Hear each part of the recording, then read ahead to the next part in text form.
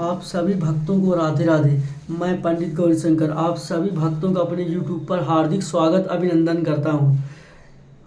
मार्गशीर्ष मास की कृष्ण पक्ष की एकादशी, आज के दिन जो एकादशी का जो व्रत और पूजन पाठ जो भक्त करता है वह हजारों जन्मों के पाप उसके क्षण भर में नष्ट हो जाते हैं। तो आप सभी एकादशी का व्रत हो सके तो जितना भी आपसे बन सके तो ज़रूर करिए। मार्गशीर्ष मास की कृष्ण पक्ष की एकादशी, सूत जी 88,000 ऋषियों को कहने लगे कि विधि सहित इस एकादशी व्रत का महात्म तथा जन्म की कथा भगवान कृष्ण ने युधिष्ठिर को सुनाई थी। सतयुग में एक महाभयंकर राक्षस मुर नाम का प्रकट हुआ। उसने अपनी भक्ति से देवताओं पर विजय की और उन्हें अमरावतीपुरी से नीचे गिरा दिया। वह बेचारे मृत्युलोक की गुफाओं में निवास करने लगे और कैलाशपति की शरण में जाकर दैत्यों के अत्याचारों तथा अपने महान दुखों का वर्णन किया।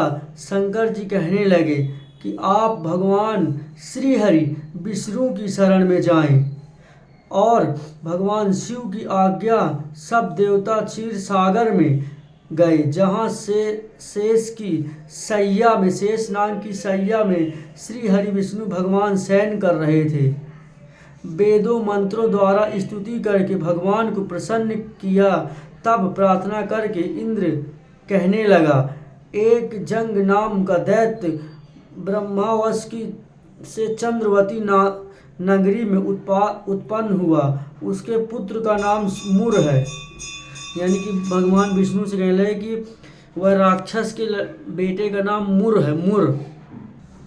उस दैत्य का नाम मुर है।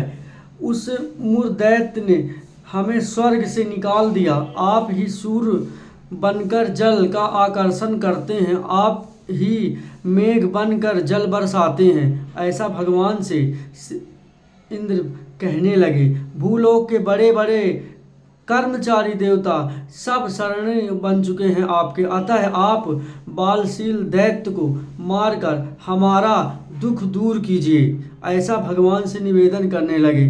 तब भगवान बोले देवताओं से, मैं तुम्हारे शत्रु का शीघ्र संहार करूंगा।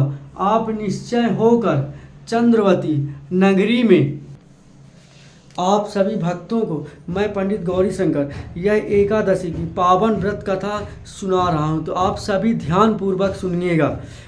तो अमरावती पर चढ़ाई करो, मैं तुम्हारी सहायता करने को पीछे से आऊँगा। आज्ञा मानकर सभी भगवान प्रभु श्री हरि विष्णु भगवान की आज्ञा मानकर देवताओं लोग वहाँ आए और जहाँ युद्ध भूमि में वो जो दैत्य था मुर दैत्य गरज रहा था।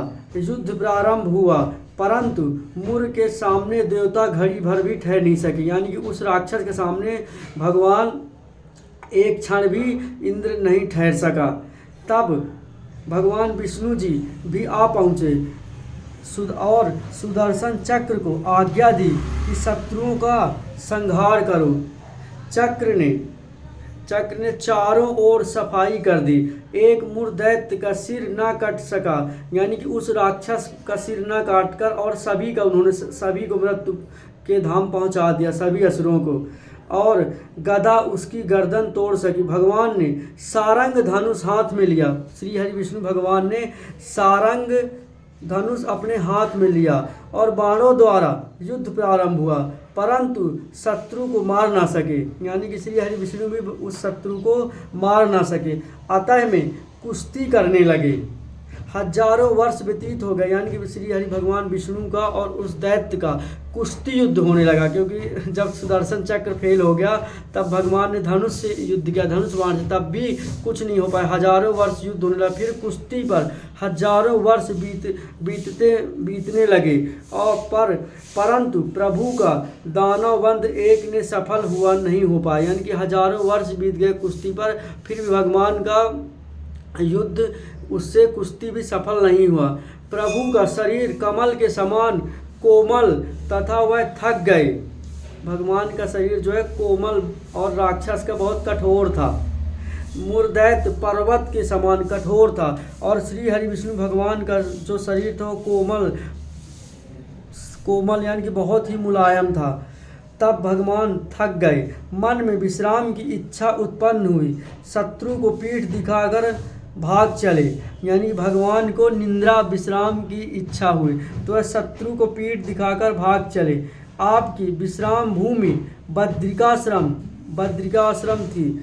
वहाँ एक गुफा 12 योजन थी। हेमवती उसका नाम था। जिस गुफा में श्री हरि विष्णु भगवान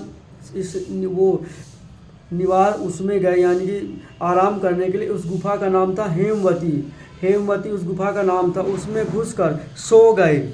मूर्दैत्य भी पीछे पीछे चला आया, यानी कि वो भगवान के पीछे पीछे राक्षस भी चला आया। सोते हुए शत्रु को मारने के लिए तैयार हो गए। यानी कि सोते सोते भगवान युद्ध के लिए तैयार हो गए। उस समय एक सुंदर कन्या प्रभु के शरीर से उत्पन्न हुई, जिसके हाथ में दिव्य शस्त्र थे। उसने मुर के अस्त्र शस्त्रों को टुकड़े टुकड़े कर दिए। यानी कि भगवान के उसमें से एक सुंदर कन्या उत्पन्न हुई, जिसके हाथों में दिव्य शस्त्र थे। शरीर से भगवान के उत्पन्न हुई, जिसके हाथों में दिव्य मुर के अस्त्र शस्त्रों को टुकड़े टुकड़े कर दिया। उस राक्षस के अस्त्र शस्त्रों को टुकड़े टुकड़े कर दिया। उसने मुर के अस्त्रों को यानी तोड़ दिया। फिर भी उस शूरवीर ने पीठ नहीं दिखाई। कुश्ती करने को कन्या के समीप आया। कन्या ने धक्का मारकर गिरा दिया और कहा कि यह मल्ल युद्ध का फल है। जब उठे तो उसका सिर काटकर कहा कि यह हठ योग फल है। तब मुर की सेना पाताल को भाग गई। यानी कि जब उस कन्या ने उस मुर के सिर को काटने हुए तब सभी उसकी सेनाएं भाग गई। भगवान निंद्रा से जागे तो कन्या बोली, यह दैत्य आपको मारने की इच्छा करके आया था। मैंने आपके शरीर से उत्पन्न होकर उसका वध किया। तब भगवान बोले, तुमने सर्व देवताओं को यानी कि सब देवताओं की रक्षा की है। मैं तुम पर प्रसन्न हूँ, वरदान देने को तैयार हूँ। जो कुछ मन इच्छा हो, जो तुम्हारी मन की इच्छा हो वह मांग लो। कन्या बोली, जो मनुष्य मेरा व्रत करे उनके घर में दूध पुत्र धन का निवास रहे, अतः अंत में आपके लोक को प्राप्त हो। यानी कि जो व्यक्ति उस कन्या का व्रत करेगा, दूध पुत्र धन का निवास रहेगा, अतः अंत में जब उसके प्राण जाएंगे तो वो श्री हरि विष्णु की शरण में जाए। ऐसा उन्होंने अपनी इच्छा जाहिर की। अंत में आपके लोक को प्राप्त हो। भगवान बोले, तू एकादशी को उत्पन्न हुई है, इस कारण तेरा नाम एकादशी प्रसिद्ध होगा। जो श्रद्धा भक्ति से तेरा व्रत, भगवान कहने लगे कि तू एकादशी को उत्पन्न हुई है तो तेरा नाम भी एकादशी ही होगा, क्योंकि तू एकादशी को उत्पन्न हुई है, इस कारण तेरा नाम एकादशी से प्रसिद्ध होगा। जो भक्त श्रद्धा भक्ति से तेरा व्रत करे उनके सब तीर्थों के स्नान का फल मिलेगा, और अन्यथा मन शुद्ध हो जाएगा, अंत में परम धाम को प्राप्त होगा। श्री हरि विष्णु ने उस कन्या से कहा कि तू एकादशी के दिन पैदा हो तो तेरा नाम भी एकादशी के नाम से प्रसिद्ध होगा, और जो भी तेरा व्रत अर्थात करेगा शुद्ध जो तुम्हारा व्रत विधि पूर्वक करेगा, अन्यथा मन शुद्ध हो जाएगा, अंत में परम धाम को प्राप्त होगा। घोर पापों से उद्धार करने वाला तेरा व्रत होगा। ऐसा कहकर भगवान अंतर ध्यान हो गए। उस एकादशी कन्या से ऐसा कहकर भगवान अंतर ध्यान हो गए। पतिव्रता पावनी विश्व तारिणी का जन्म मार्गशीर्ष मास के कृष्ण पक्ष में हुआ है, इस कारण इसका नाम उत्पन्न प्रसिद्ध हुआ, उद्यान प्रसिद्ध हुआ। इस कथा का वर्णन भविष्योत्तर पुराण में मिलता है।